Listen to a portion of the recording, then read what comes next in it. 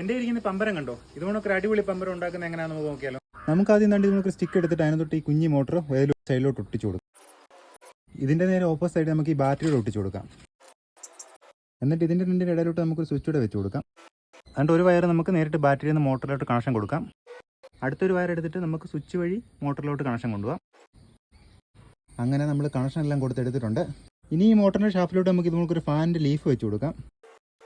എന്നിട്ട് നമുക്ക് ഈ ഉണ്ടാക്കിയെന്ന പമ്പരത്തിൻ്റെ വെയിറ്റ് ഈക്വലാകുന്ന സെൻറ്റർ ഭാഗത്ത് ഒരു ഹോൾ ഇട്ടിട്ട് നമുക്ക് ഇതുപോലൊക്കെ എന്തെങ്കിലും വെച്ചിട്ട് അങ്ങോട്ട് ഫിറ്റ് ചെയ്ത് കൊടുക്കാം. അപ്പോൾ കറക്റ്റായിട്ട് ഇതിനകത്ത് ബാലൻസ് ആയിട്ടിരിക്കും. നമുക്ക് ഇനി ചെക്ക് ചെയ്ത് നോക്കാം. ഞാൻ ഈ സ്വിച്ച് ഒന്ന് ഓണാക്കി കൊടുക്കുവാണ്. ഫാൻ കറങ്ങി. അടിപൊളി.